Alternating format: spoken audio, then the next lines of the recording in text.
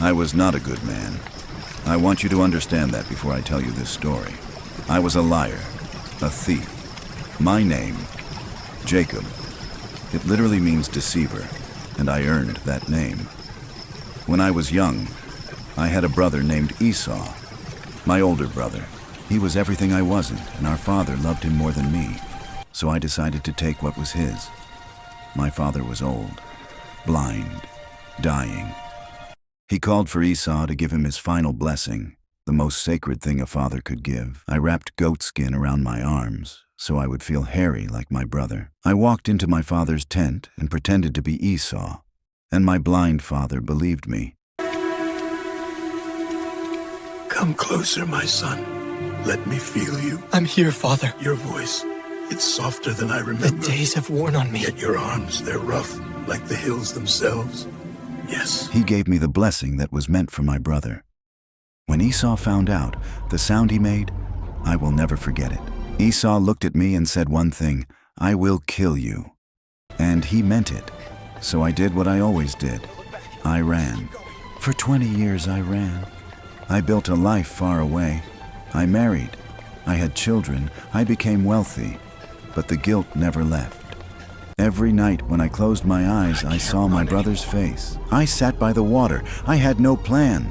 Then, someone was there. I don't know where he came from. One moment I was alone. The next, a man stood in front of me. Tall, silent. His robe was white. His face, I couldn't see it clearly, but something about him made my chest tighten. Like standing too close to a fire that could swallow you whole. He grabbed me, and suddenly we were fighting. We fought for hours. Every time I fell, I got back up. My hands were bleeding. My body was breaking, but I would not let go. Somewhere in the middle of it, I saw his face. Just for a moment. The moonlight caught it. And what I saw, it wasn't human. It was beautiful and terrifying at the same time, like looking at the sun from inches away, and his eyes, they looked at me like he already knew. Every lie, every betrayal, every person I had ever hurt, he knew all of it, and he was still there.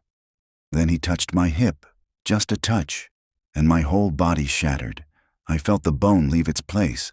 The pain was beyond anything I had ever felt.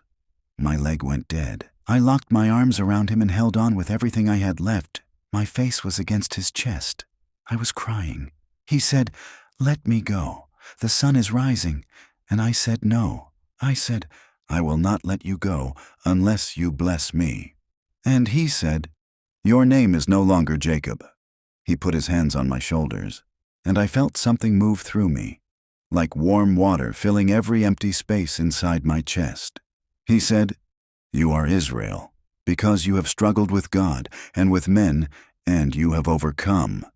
Then he was gone. He didn't walk away. He just wasn't there anymore, like light fading at the end of day.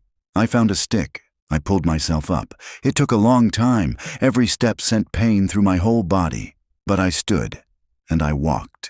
I limped across that river, toward my brother, toward 400 men. I wasn't afraid anymore, not because I was strong, because I had held on to God in the darkest night of my life, and he didn't leave. That limp was the most honest thing about me. It was proof that I met God face to face. And I survived.